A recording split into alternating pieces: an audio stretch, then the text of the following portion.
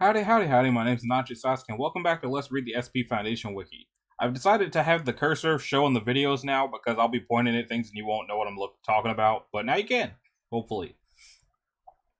So in this episode, we're going to be checking out the Fortune Cookie Neighbor, 5,000 Dots, the Hitchhiker, Child of Trees, and Justified Badge. So, let's check out the first one. SCP-1335. I feel like I already read these. Hang on.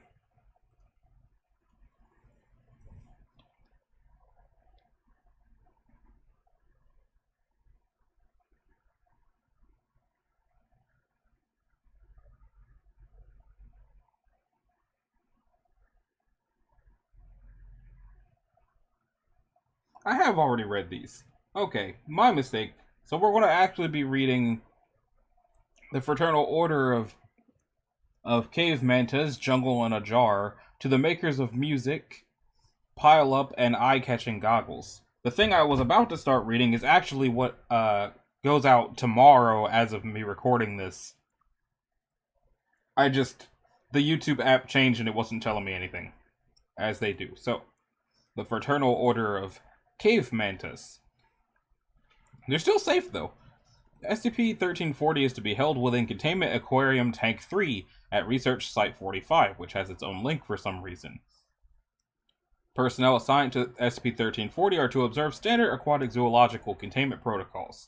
150 kilograms of food pellets made up of ground krill will be deposited into 1340's containment tank 4 times a week. Voltmeter and galvanometer, there we go, instrumentation are to be installed within the tank to monitor and decipher fluctuations of electrical activity. I don't think mantas do that. Field agents in coordination with the Mexican government are advised to report any sightings of the remaining population of 1340 within the Ox-Bel-Ha cave system. Okay. Description. SCP-1340 is a series of cave-dwelling electroceptive rays belonging to the family shared with other mantas, Mobulidae. It was discovered living within a large underwater chamber as a part of an unexplored region of the Ox-Bel-Ha cave system near Quintana Roo, Mexico.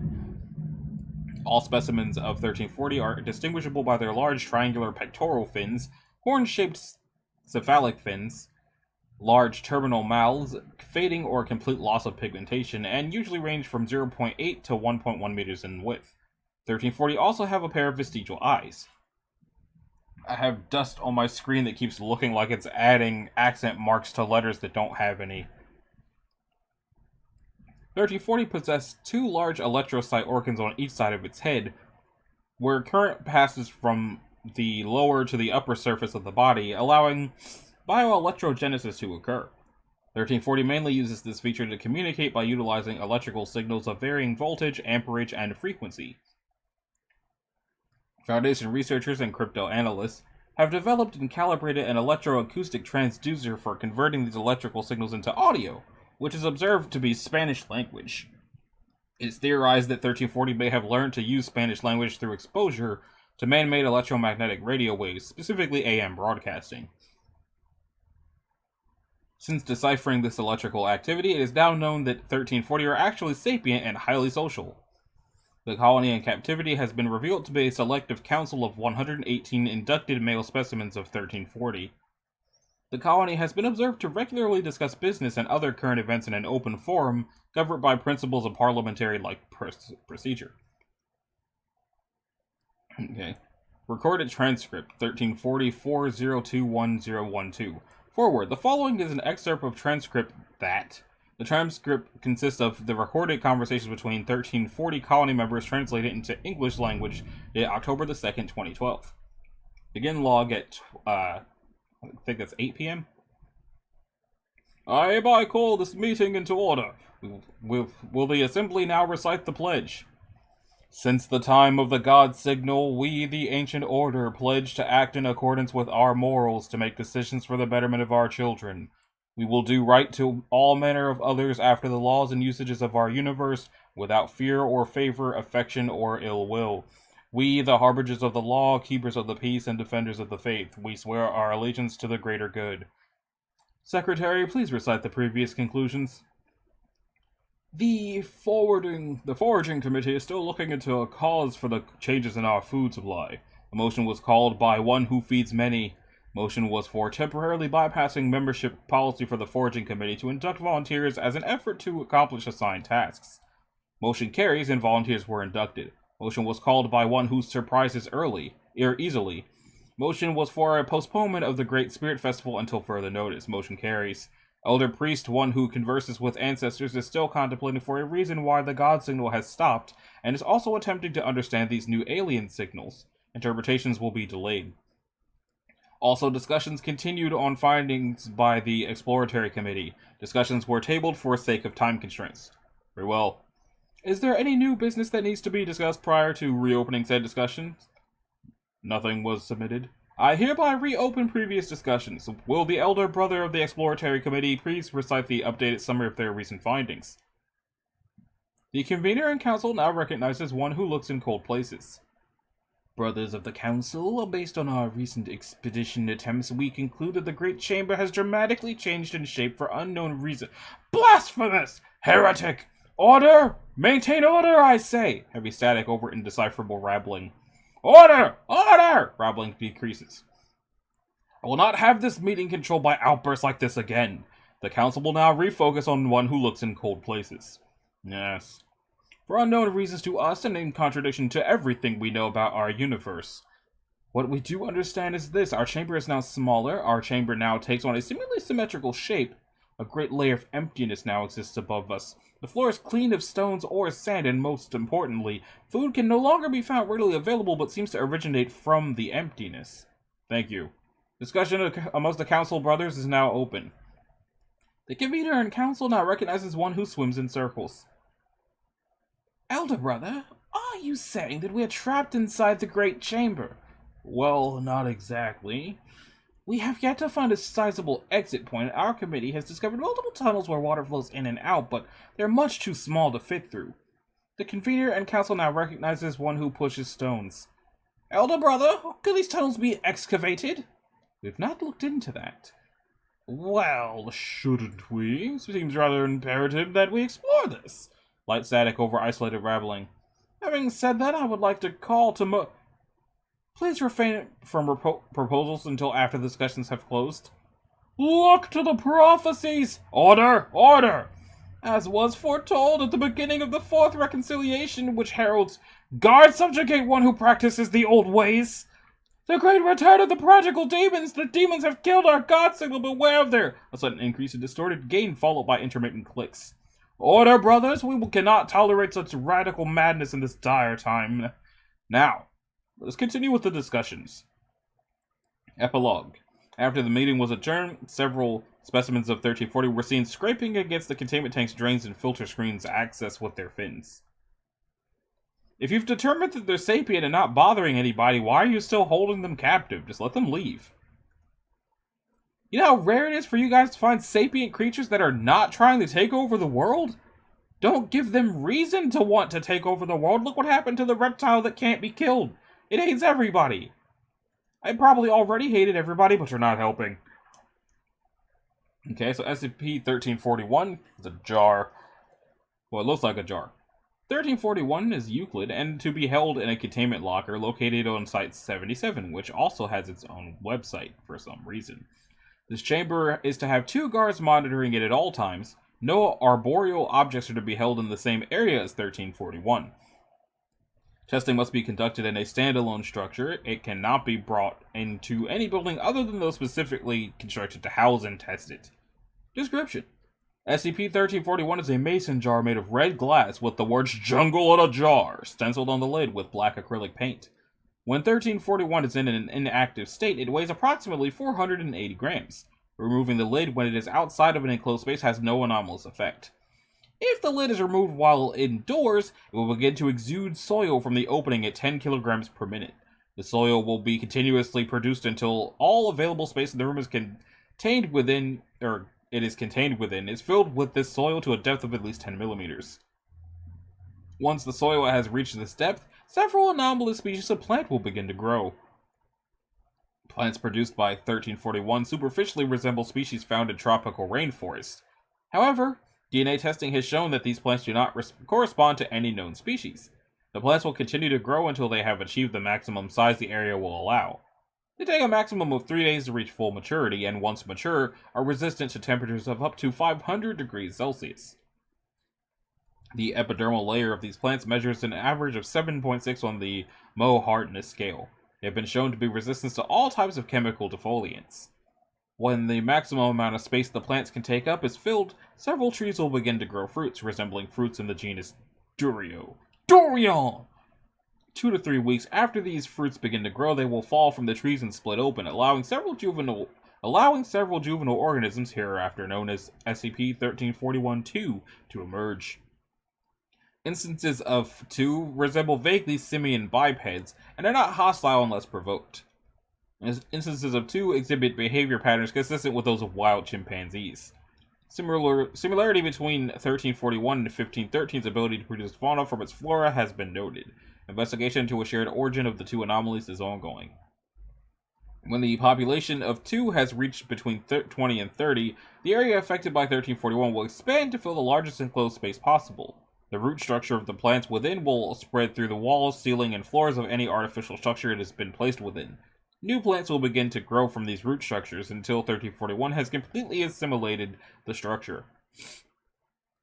I just want to say that, this paragraph here, I was, absent for, because the description of this reminds me of Jumanji, so my mind just left to start watching the ending of Jumanji from memory while I was reading that, so I just kinda missed it. Up until the 500 degrees Celsius. From the 10 millimeters to the 500 degrees Celsius, I was gone. Anyway, let's see what these, the experiments were. On blankety-blank 2000-something, initial experimentation of 1341 was initiated. The following document was recovered from Site Blank after the site did not make its monthly scheduled radio contacts with Outpost Delta. The site was found to be completely covered with plant overgrowth, with all personnel stationed at the base currently listed as MIA. The following log is believed to have been compiled by Dr. Boyd, former lead researcher of SCP-1341. I used to have a teacher named Mr. Boyd. He had an accent that I am not going to try to do. It was southern and boisterous. But, we started the experiment on Phase 3 today. Disposable 981 was selected because of his previous cooperation on other safe objects. We put the jar in the room we're holding him in and let it do its thing. Now we just wait and see what happens. Day 15. We finally entered Phase 3. 981 is behaving as expected, and so has the plant growth. Most of the chamber is covered in vines and overgrowth, and several of the trees have begun sprouting. Day 17. The test chamber has become impossible to enter from the main entrance, so we cut a hole in the ceiling. Most of the test chamber feels like a jungle now. 981 doesn't really talk anymore, he just walks around yanking up weeds. His hands are pretty bloody from doing it, and he seems to be running himself ragged. I'm going to recommend the use of sedatives to make sure he doesn't kill himself before we wrap this thing up. Day 18. Test chamber is impossible to enter by any means. Both of our makeshift entrances are completely overgrown. However, even though we aren't feeding 981 or keep making him sleep, he still seems to be active. Vital signs show he's stressed but alive, despite not having eaten anything in at least 3 weeks. Putting in a petition to end the experiment to the director this week. Illegible. Day 20.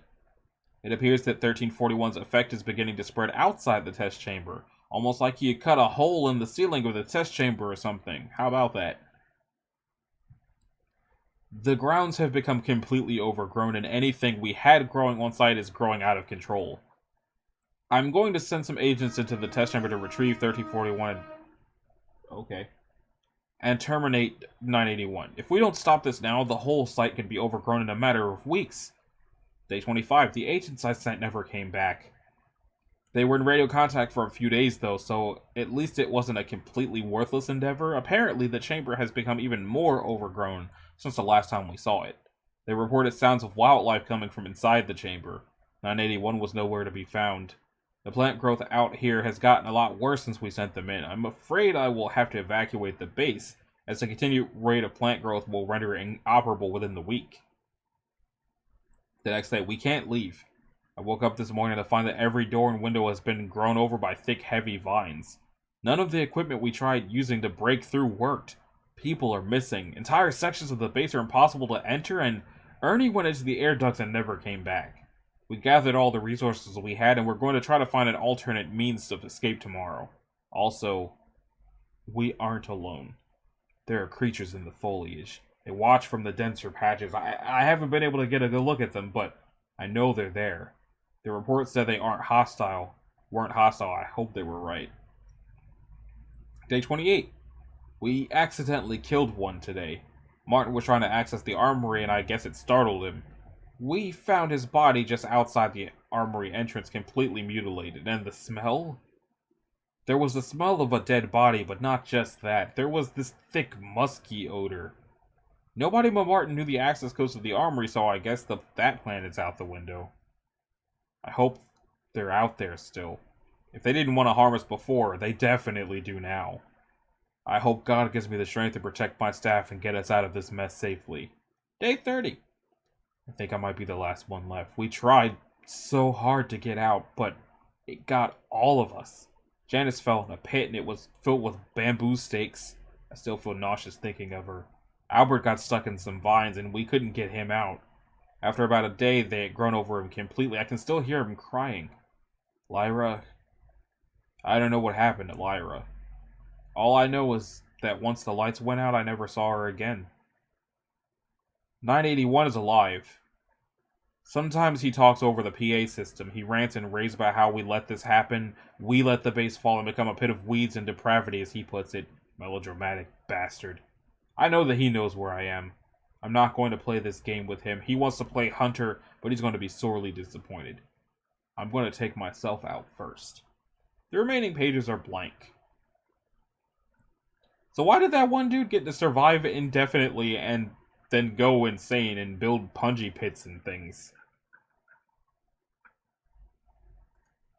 I guess we'll never know. Next up is To the Makers of Music.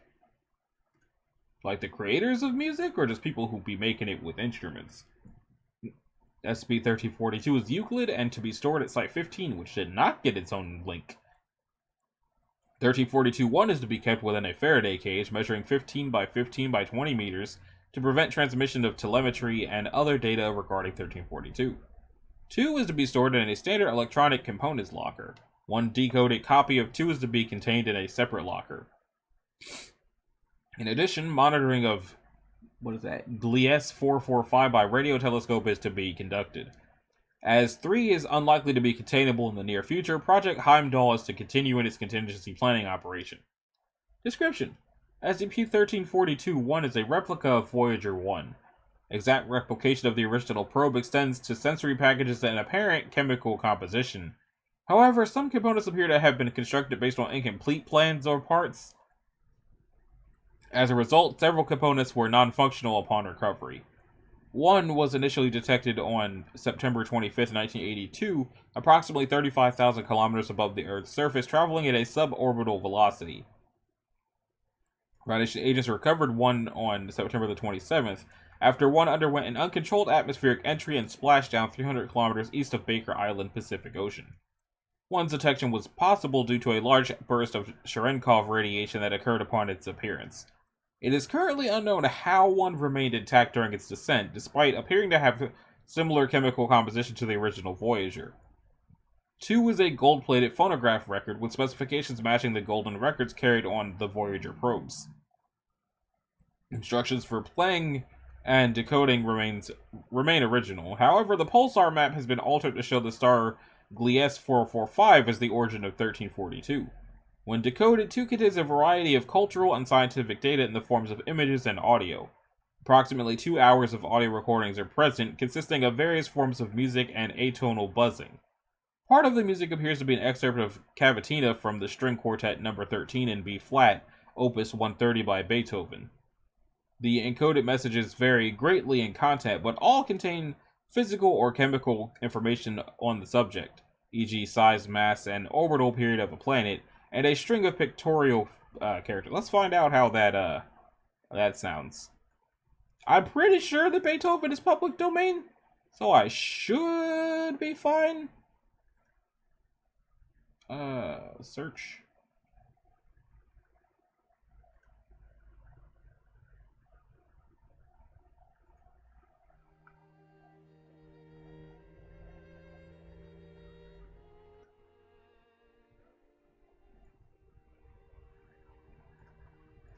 Anyway, a radially symmetric organism, referred to as 3, is shown in various stages of development.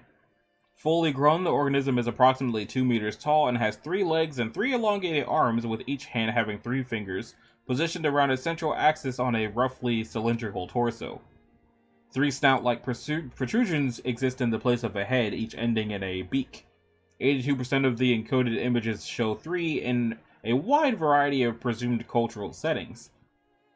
Scenes identified include agriculture, manufacturing, urban crowds, and the playing of music on a string and bow instrument.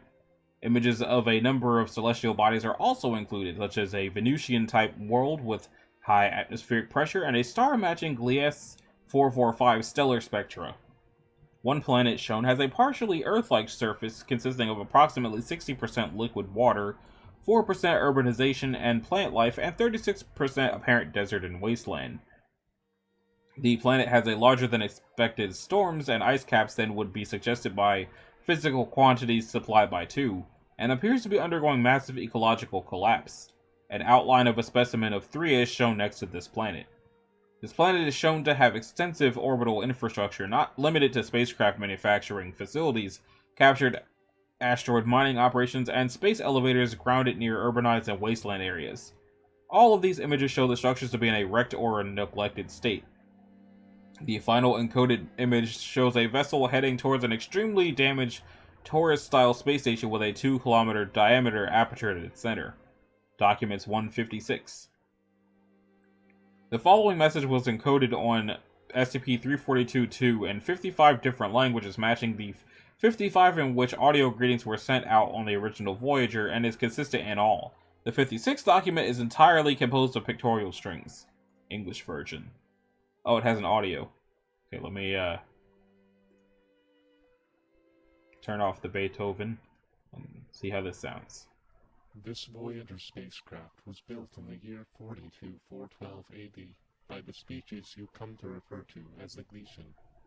We are a community of 300,000 beings inhabiting Gliese 445c. This is our message to your world. Ever since we discovered radio, we have lived in your shadow.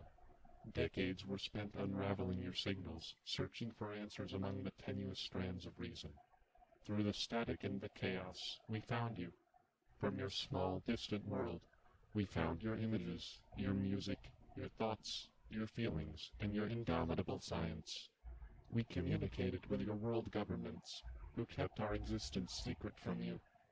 To prevent a culture shock with their own populace, or to reduce your impact upon our own species, it did not matter to us. We could touch the mind of another and know that we are not alone. We learned from you. The scientific revolution following our meeting was miraculous. We lived beyond our natural years, and we lived well. Humans uplifted us into an Elysian state, but we could never thank you. From our faraway place, we quietly deciphered your secrets, and over time, our technology became your equal. Together we went, advancing our mastery of the universe. We shared our technology with your leaders in secret, to try and repay you for all that you will do. In time came the gates. At a great expanse of energy, we could obtain limitless velocity. With time dilation preserved, we could fly to the universe's birth and its death. The entirety of creation was within our mutual grasp. However, that would not be. Before we emerged, the people who live on your planet crippled us. From the sky above, in bright blue flashes, our lives were ended. We do not know their reasons, nor do we know why their hand was stayed enough to forestall our extinction. But now, we live on a dying world. Our children are sick. Our water is polluted. We cannot maintain our technology. We will not go on. To save ourselves, we could have tried to destroy you. It cannot be denied that is how some of us felt we should act. We could still hear your world, unknowing, uncaring. With what little power we had left, relativistic destruction could reduce your planet to ashes as it was forming. It is shaming, but we came so close. We hope you can understand why we thought what we did.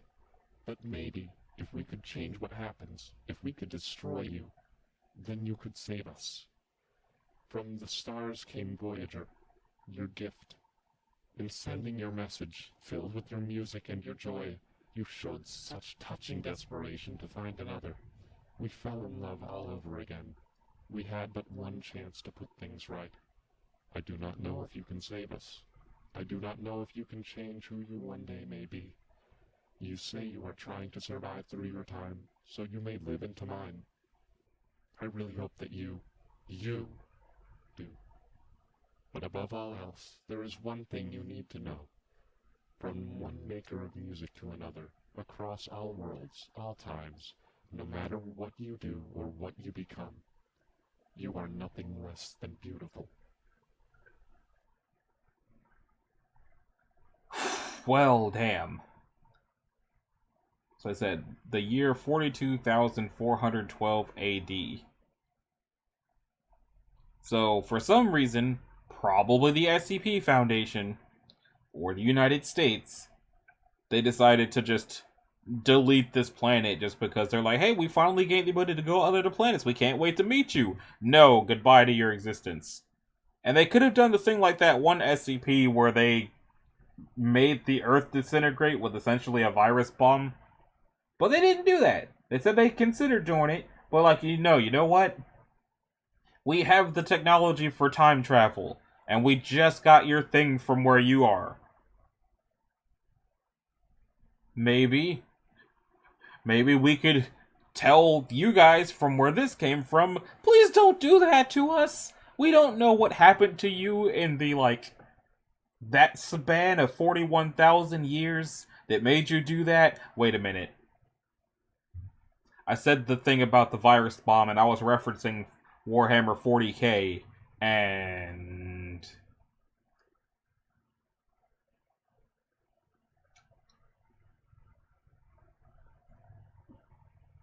is this SCP just... Is this specific SCP a 40k reference?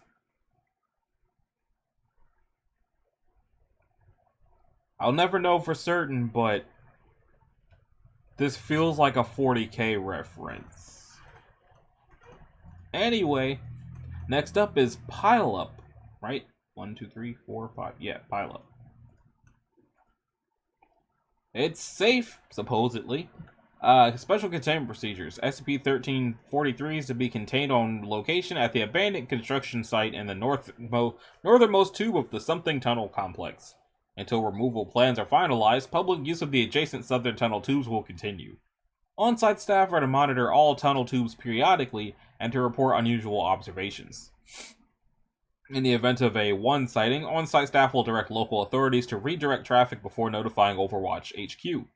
Description: SCP-1343 is a sealed concrete 10 by 10 by 12 meter container that municipal construction workers discovered buried in a hillside somewhere in California at some point in the 1900s. It used to say the container's contents are not currently known to the Foundation. Initial attempts to drill through 1343 resulted in a series of severe traffic collisions in the active tunnel tube adjacent to the construction site. See Addendum 1 excerpt from Blank Times, police reports April the 7th, 1950-something. Construction of the northernmost tube stopped in 1970-something when the project was formally halted due to budget shortfalls.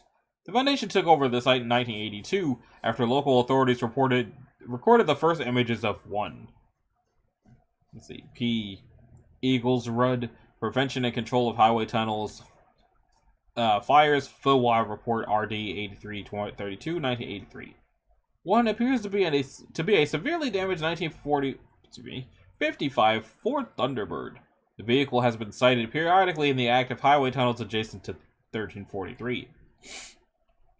It appears each year on April 7th at approximately 2:45 in the morning, and has appeared on other occasions after 1343 has been disturbed. In a typical sighting, it appears when a witness rounds a turn approximately blank 100 meters into the tunnel, at which point drivers have described the entity accelerating towards them while engulfed in flames. Believing a head-on collision to be imminent, most witnesses react by swerving into the tunnel's walls or into oncoming traffic. The Foundation estimates that one has resulted in approximately something civilian traffic accidents, with 93% involving driver and or passenger fatalities. Addendum, excerpt from the something something Times police reports April 7, 1950 something. Saturday, 2:53 a.m. An accident involving a gasoline truck and the northern tube set off a fire in the Blank Tunnel complex. The accident caused major damage and all tubes were closed to traffic while repairs were made. During the fire, the tunnels acted as a natural chimney venting the smoke, flames, and heat towards the east side entrance to the tunnel. The accident and fire killed 7 people. In all, 2 people died in the initial crashes, 5 were killed by the smoke and fire, and 2 were hospitalized for smoke inhalation. All others escaped unharmed. Several survivors closest to the initial pileup each described an overturned Ford Thunderbird with an 8th driver trapped inside, who was last seen struggling to free himself from the burning vehicle. However, no driver or vehicle matching this description has been discovered among the pileup wreckage. Addendum 2. Excerpt from Research Log 1343, something 1991. Memorandum. From Dr. Someone to on-site staff. Sonic imaging of the sealed concrete container designated 1343 has revealed its interior contents. One 1955 Ford Thunderbird chassis is badly damaged. Human remains from 2 individuals, one adult male wedged behind steering column on driver's side and one juvenile female crushed beneath engine on passenger side. Excavation around the container has revealed ruins of unknown origin covering all sides. No ruins were found on the exposed side, but testimony from construction crew members indicates that markings on this side of the container have been chipped off during initial attempts to drill through it. Analysis have been unable to determine how 1343 was buried in the hillside.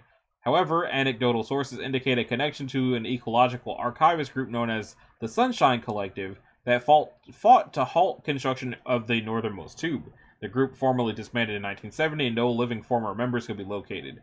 As long as SCP-1343-1 sightings are monitored and the tunnel is closed on April 7th each year, we do not believe that it poses a significant public safety hazard in its current location. The research staff recommends that removal plans for 1343 should be halted indefinitely until firm evidence is discovered regarding its origin and function. Okay. So there's some sort of ghost car caused by a group that didn't want there to be a tunnel. But there's no one left to explain it. Now, 1344 is also safe, presumably. All instances of it are to be kept at Site-44, the primary inanimate object containment unit, with an isolated Type S habitation unit situated next to it. Testing procedures for 1344 are to be authorized by the Level 3 senior researcher currently attached to this project, and are to only utilize visually impaired disposable dudes with residual vision below 20%. Personnel deemed eligible are to be briefed on the positive effects of 1344 on their vision to reduce the chances of an attempted removal of 1344 by the subject, and on the permanent nature of exposure to 1344. Disposable dudes used in testing are to be considered permanently attached to the project and relocated to its attached habitation unit. New test subjects are only to be assigned to 1344 upon either the death of the previously assigned subject or after the removal of 1344 from an assigned subject's face. Currently, no instances of 1344 are in use for testing. Description: SCP-1344 refers to a collection of 5 goggles of various types, all exhibiting anomalous behavior when worn by a human being. Site-44 currently holds the following instances of 1344. Swedish-style swimming goggles, AN6530 aviation goggles, something brand welding goggles, somebody's brand of paintball goggles, and handcrafted goggles with a design aesthetic common to the steampunk subculture. All 1344 instances contain 2 hollow telescopic needles, approximately 44 mm long and 2 mm thick, hidden in the recesses of the frame. Each side of the frame contains one of these needles. Instances of 1344 show no anomalous behavior unless worn by a living human being. After approximately 5 seconds, both needles will extend and pierce the subject's eye, moving through the conjunctiva, sclera, and the interior of the eyeball before embedding themselves in the optic nerves. Though this process does not appear to cause any physical pain or discomfort in the subject, the psychological repercussions are as expected. It is not currently understood how 1344 provides the subject with pain regulation. Subjects will, unless sedated, invariably attempt to remove the instances of 1344 from their face. If allowed to proceed with removal, the subject will extract their eyeballs in their entirety from their ocular orbit. This provokes the expected physical responses. Once successfully removed, both needles will retract, releasing the subject's eyeballs. Safe removal of 1344 is only possible through an invasive medical procedure that leaves the patient blind. However, if the instance of 1344 is not removed after its initial anomalous effect manifests, the subject's vision is gradually restored to a minimum of 50%, with a cap at 85% over a period of 3 to 5 minutes. Subjects that do not remove an instance of 1344 report seeing orbs with an estimated diameter of 8.7 centimeters and of varying coloration, hovering in place over the heads of both the majority of human beings and other mammals subjects are exposed to. These orbs move with the person or animals in question. Tests with various species of insects, arachnids, fish, amphibians, reptiles, and birds have yielded no results. It is unknown why this phenomenon is only reported with the majority of human beings as exposed to all other mammals. It is noted that multiple SCP objects have been observed to have orbs of their own as well, including SCP-1875 and the products of 158 testing. Research into the exact criteria for the manifestation of this phenomenon is ongoing. Addendum 1344A1, excerpts from testing log 1344T2 2005, so March 12th. Senior Researcher R.L. Ehrlich, employee code FRS00532. Start time 10:31 in the morning. Subject 824212. Procedure: subject was strapped into the provided restraint chair and asked to comment on any animals or person introduced into his field of vision. One adult bank mole. Estimated orb size 1 centimeter. A fluctuating mixture of red and blue approaching purple. One speckled trout. No orb. One adult Sydney funnel web spider. No orb. One adult Bernese mountain dog, Canis lupus familiaris, 12 centimeter orb that was white. Adult giraffe, 3 centimeter orb that's red. Disposable 13727, 5 centimeter orb that's yellow with occasional shifts to blue. D23410, 10 centimeter orb that's white. D63261, 20 centimeter orb that's pink with frequent flashes of white, larger size encountered up to this point, implications unclear. Junior research assistant blank. No orb reported. Addendum 2, Recovery and Preliminary Containment Notes. Following an incident at the U.S. Customs and Border Protection Unit attached to Washington Dulles International Airport, Dulles, I don't know. Foundation agents recovered a previously opened package addressed to a P.O. box somewhere in there. Massachusetts? Maybe? Maine? Montana? I don't know. Containing all known instances of 1344. After administration of Class B amnestics, the box and its contents were taken into Foundation custody for a provisionary containment. Included with instances of 1344 was a note transcribed below. Hey John, don't know if I can call you that, but I'm not good at formal stuff. So, I'm on at this batch for you like you asked. Don't know what good it'll do you, but they work like you want them to, I think. LOL. Anyway, I know you asked me to deliver them to you personally, but no, can't do on that one. My mom's sick and I can't leave her side for a while, so I went ahead and sent them through the USPS instead. Hope you don't mind. If you do, feel free to pay me less or something. It's my mom, you know? Let me know what you think. Working off of the package's return address, a Foundation recovery team was dispatched to the author's location, where it encountered a crime scene. Covert inquiries revealed both residents to be deceased. Further details concerning this incident can be accessed through the proper channels. Please refer to your site's appointed interagency relations officer for more information. The identity of John is currently unknown, though investigations are ongoing. So on the one hand, it doesn't really sound like it's hurting anybody, but on the other, the orbs probably mean something. But maybe they only mean something to whoever John is. But that's going to do it for this episode. In the next one, we'll be reading about the propaganda machine, the phobia induction corridor, a box full of questions, inner sanctum, and stomach bug. So if you liked the video, liking and subscribe will be groovy. If you didn't, you need to do either one of those things. If you want to click the bell, you can do that as well so that you're notified of future uploads. I felt like I had one other thing to say at the end of the video, but I don't know what it was. So, thanks, and I'll see y'all in the next one. Later.